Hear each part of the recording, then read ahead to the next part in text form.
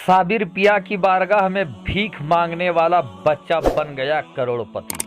प्यारे दोस्तों, अस्सलामु अलैकुम। आप देख रहे हैं इरफानी नेटवर्क और मैं हूं मोहम्मद इरफान, झारखंड। एक बच्चा जो साबिर पिया की बारगाह में भीख मांगता था, लेकिन वो बच्चा बन गया करोड़पति। दोस्तों, आज की वीडियो सच्ची घटना पर आधारित है और ये वीडियो जो है ये उत्तर प्रदेश, जहां के सीएम योगी आदित्यनाथ है, उत्तर प्रदेश के सहारनपुर देवबंद का एक जगह पंडोली है, पंडोली से लेकर कलियर शरीफ के बीच का ये सच्चा वाकया है दोस्तों, जो आपको सोचने पर मजबूर कर देगा कि एक बच्चा जो भीख मांगता था, लेकिन कैसे वो बच्चा बन गया करोड़पति। दोस्तों, तो साबिर पिया के जितने दीवाने हैं, इस वीडियो को सबसे पहले आप लाइक कर दें। साथ ही साथ दोस्तों, साबिर पिया के दीवानों के लिए साबिर पाक का एक खूबसूरत वाकया आप लोगों के लिए लेकर आए हैं दोस्तों, जो बिल्कुल ताज़ा तरीन लॉकडाउन का सच्चा वाकया है। प्यारे दोस्तों, एक बच्चा जिसका नाम सहजेब था। प्यारे दोस्तों, ये वाकया लगभग 2019 की है। उत्तर प्रदेश का देवबंद, और देवबंद में एक जगह जिसका नाम पंडोली था, जहां पर सहवेज के माँ बाप रहा करते थे। दोस्तों, सहवेज के माँ बाप अक्सर लड़ाई झगड़ा किया करते थे, और इस लड़ाई झगड़ा की वजह से एक बार ऐसा हुआ कि सहवेज की माँ, अभी सहवेज छोटा ही था, और सहवेज की माँ सहवेज को अपने साथ लेकर सीधे मायके चली गई, जो कि हरियाणा में बताया जाता है। जब हरियाणा में पहुंची अपने बेटे के साथ, तो वहां पर कुछ दिन रहने के बाद ऐसा दर्दनाक वाकया गुजर जाता है कि जब बेटियां अपने बाप के घर ज़्यादा दिन रहने लगती हैं दोस्तों, तो अक्सर देखें हैं कि वहां भी लड़ाई झगड़ा किचकिच स्टार्ट हो जाता है, किचकिच स्टार्ट हो जाता है। इसी तरीके का किचकिच सहवेज के नानी घर में भी स्टार्ट हो गया, और एक दिन उसकी माँ अपने मायके से भी गुस्सा में होकर वहाँ से निकल जाती है, और निकलने के बाद अपने छोटे से बच्चे के साथ वो कलियर शरीफ पहुँच जाती है, पीरान कलियर पहुँचती है। इधर दोस्तों, पीरान कलियर जब वो पहुँचती है, तो अपनी ज़िंदगी के गुजर बसर के लिए वो दरगाह शरीफ में काम करने लगती है, पोछा उछा लगाने लगती है।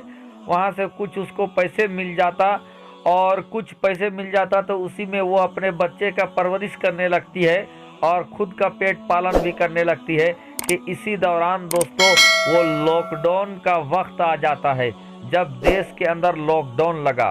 अब लॉकडाउन जब लगा दोस्तों, तो क्या हुआ कि सहवेज की जो माँ थी, उसको बुखार आ जाता है, वो बीमार हो जाती है, और फिर इसी बीमारी के आलम में वो इस दुनिया को छोड़कर चली जाती है।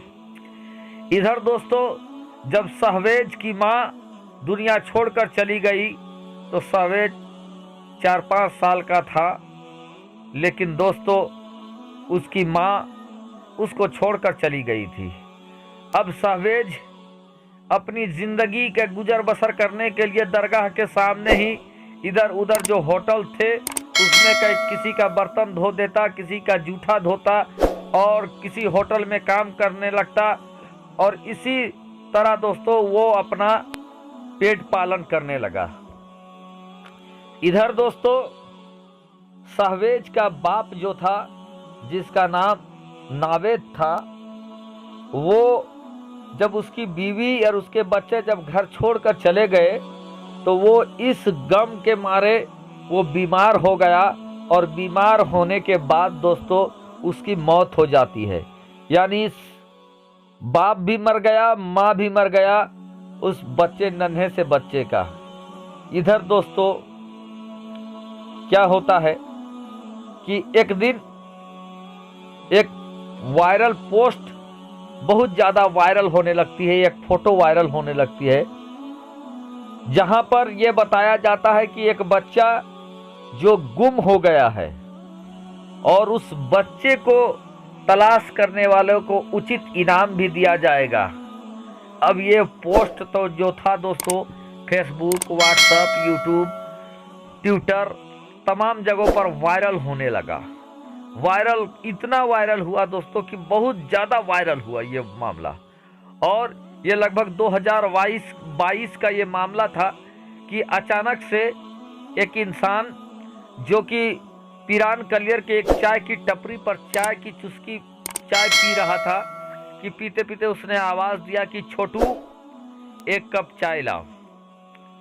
अंदर से जब एक छोटा सा बच्चा चाय लेकर उसके पास आया तो इसी दौरान वो अपने मोबाइल खोलकर व्हाट्सएप वगैरह चेक कर रहा था, तो उसने देखा कि एक पोस्ट आया है जहाँ पर लिखा हुआ है कि ये बच्चा गायब है। और गायब होने के बाद उसका हुलिया फोटो, उम्र बताया जा रहा है, 5 साल की उम्र बताई जा रही है, नाम बताया जा रहा है, बाप का नाम बताया जा रहा है, साथ ही साथ वो लिखा हुआ है कि उचित इनाम मिलेगा। अब दोस्तों उस चाय पीते पीते उस शख्स की नज़र जब उस पे पड़ी और सामने देखा कि जो बच्चा चाय लेकर आया है उसका शक्ल बहुत ज़्यादा मिल रहा है। अब चूंकि ये मामला, और जब चाय वो पी रहा था उस मामले के दरमियान दोस्तों बच्चे का उम्र, जो फोटो वायरल हो रहा था, वो लगभग 5 सालों का था। और अब वो बच्चा जो चाय लेकर आया था वो लगभग 9 साल का हो चुका था, लेकिन चेहरा करीब करीब मिल रहा था। उस इंसान ने ये कहा कि बेटा तुम्हारा नाम क्या है? तो वो बोलता है कि मेरा नाम सहवेज है। फिर कहता है कि तुम्हारे बाप का क्या नाम है? तो वो बच्चा, जो चाय लेकर आया था, उसने कहा कि मेरे बाप का नाम नावेद है। अब उस इंसान फौरन वो हरकत में आ जाता है, क्योंकि उस बच्चे ने, उस भिखारी बच्चे ने, वो चाय देने वाले बच्चे ने अपना नाम और बाप का नाम जो बताया था और जो पोस्ट में लिखा हुआ था वो बिल्कुल मैच कर गया। फिर क्या था दोस्तों कि उसने वहाँ उस पोस्ट में जो नंबर दिया हुआ था उसको कॉल किया, और कॉल करने के बाद दोस्तों फौरन से कुछ ही देरी के बाद दोस्तों वहाँ पर एक इंसान आ जाता है जिसका नाम शाह आलम था। दरअसल शाह आलम कोई और नहीं दोस्तों, इस बच्चे के दादा का भाई था।